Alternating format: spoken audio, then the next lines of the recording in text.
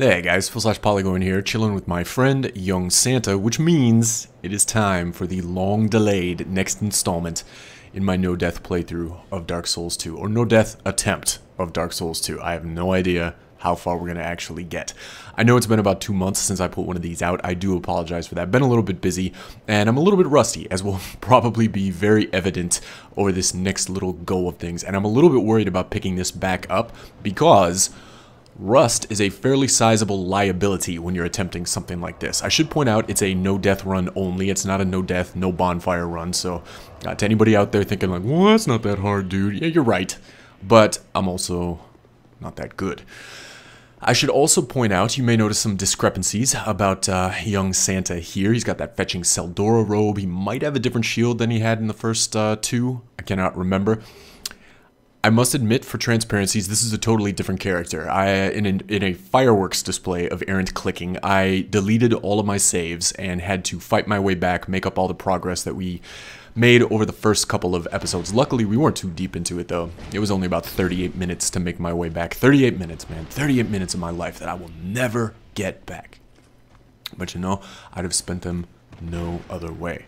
So we are good to go. Young Santa is retracing his steps as best he can. We're headed for No Man's Wharf, and we are not dead. We are still alive, and this is the song that we sing when we're still alive. I got nothing for that. Sorry. Enough dicking around. Let's catch up. So on the first, oh dear, on the first episode, we were just gearing up. We gathered some goodies and took out the last giant, who of course is not the last giant by any stretch of the imagination. And then in the second episode, we made a 3-boss run. We took out the Dragon Rider, we took out the old Dragon Slayer, and we took out the Pursuer. I've since popped all of those boss souls. I'm not trying for anything fancy. Leveled up. I give you a look at my stats and build at the beginning just to kind of mark progress. And like I said, we are now headed for No Man's Wharf. Young Santa is ready. He's got his new clothes. He's got his mace. He's got his monocle. He's got his beret. And ready. Bring it, No Man's Wharf. Here we go.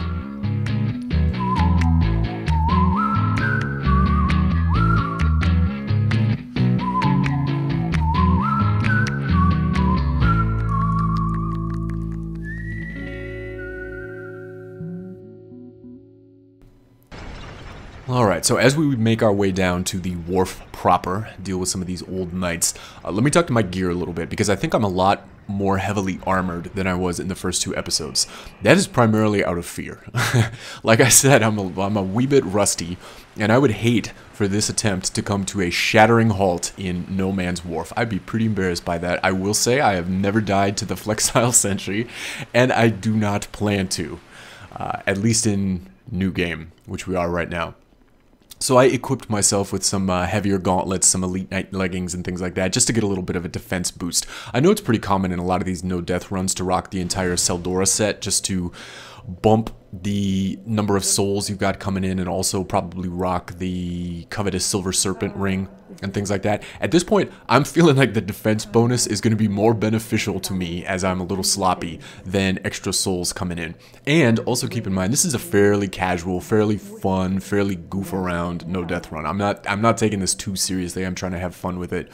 And I would like this character to come out fairly viable at the end of it, so I might goof around with some different armor combinations and gear and things like that, just to try and get him ready for what's to come, when I can go out and take on the world with my Ring of the Conquerors.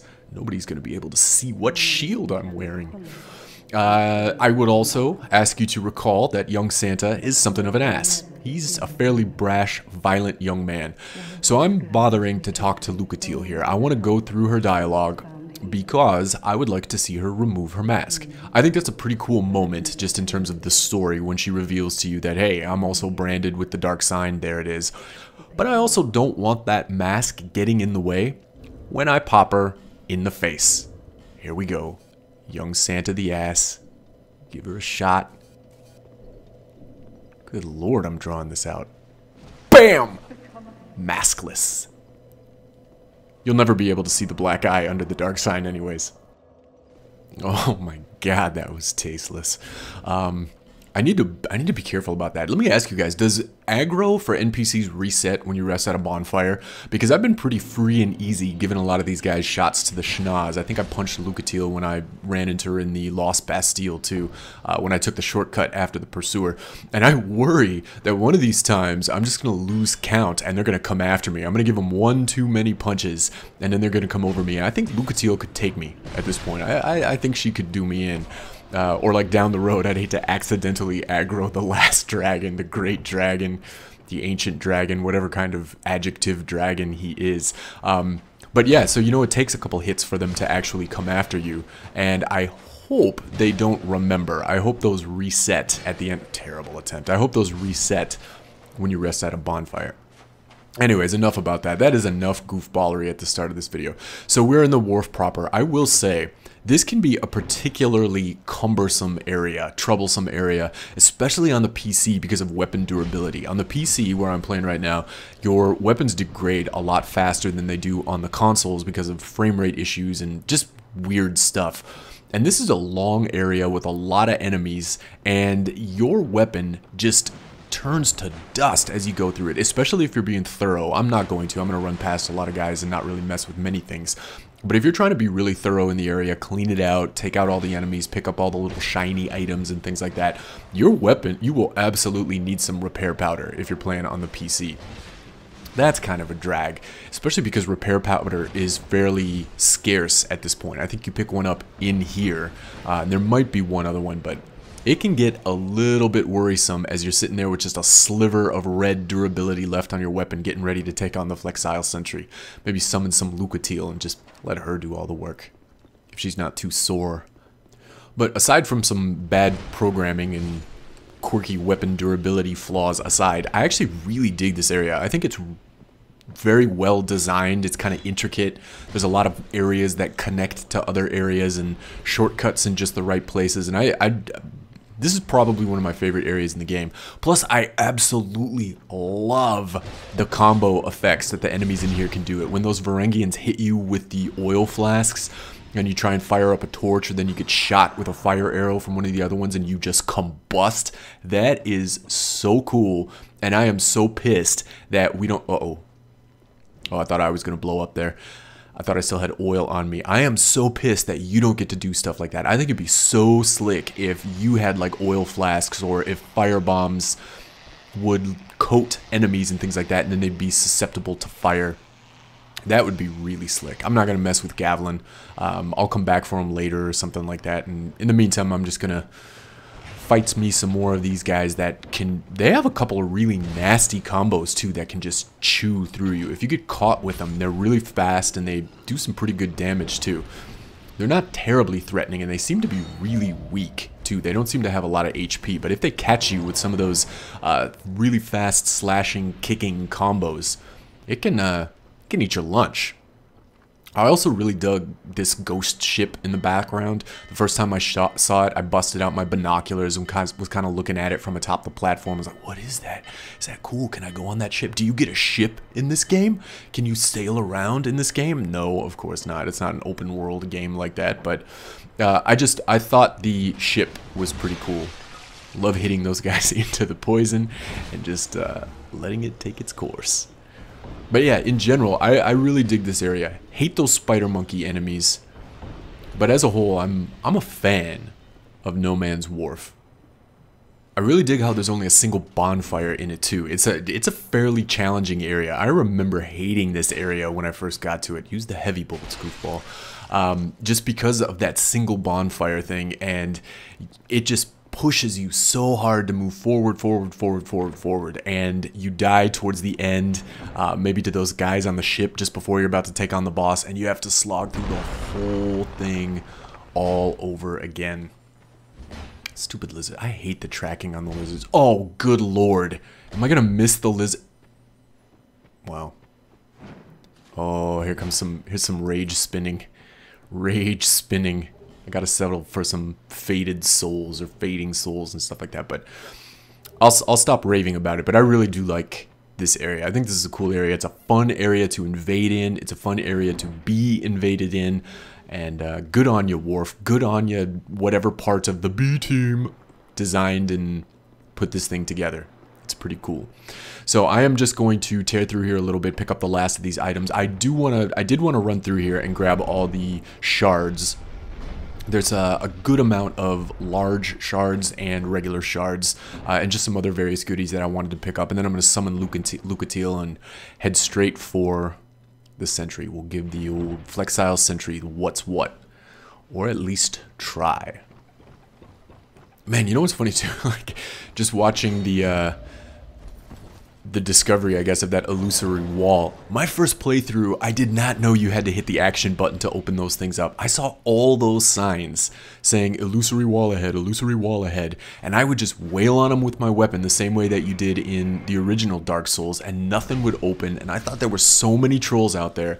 And then when I got my first character to NG+, I went back and started watching some of the videos that I was kind of avoiding during my initial playthrough because I didn't want to spoil anything or whatnot. And I heard people talking about, oh yeah, you got to hit the action button to open stuff up. And I slapped the crap out of my forehead. I felt like such a fucking idiot for just not even trying anything except, well, this is different than the first one.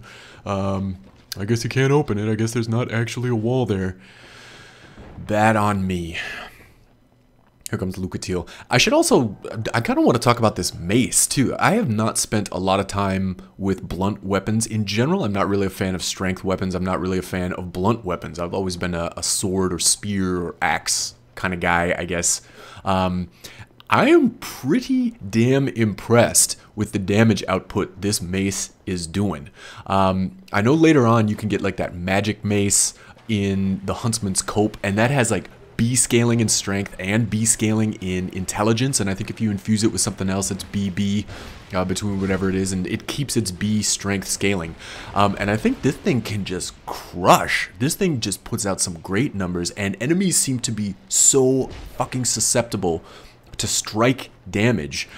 You know, trying to run through this area with curved swords, or trying to take out those old knights on the way down here with curved swords or straight swords or things like that. You gotta wail on those guys forever, man. And this mace just cuts through them like butter. I guess it doesn't cut through them at all, and that's kind of the point of it. But I am pretty impressed with this mace.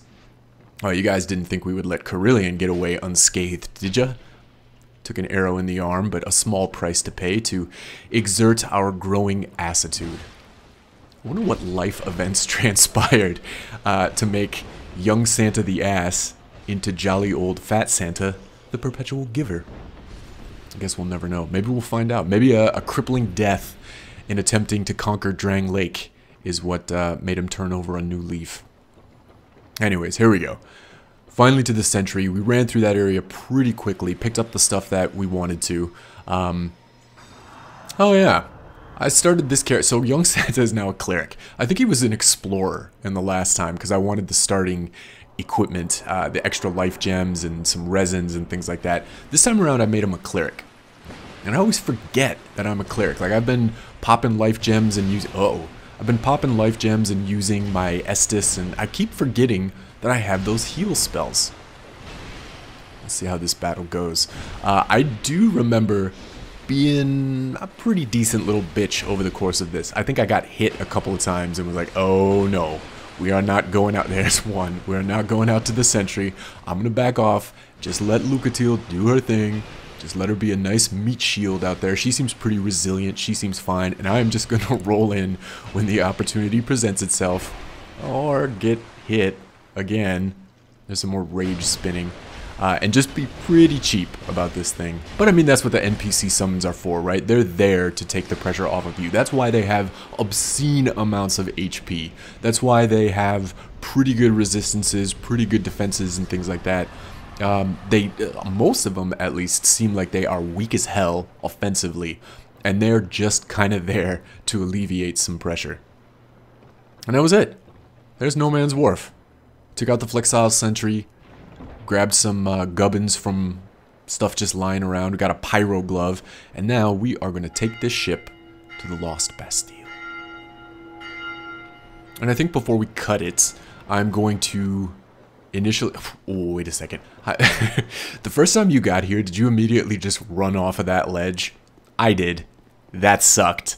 They put you facing the ship, And just as a muscle memory thing, I spammed forward on the controller, started running, and just plunged back into the ocean.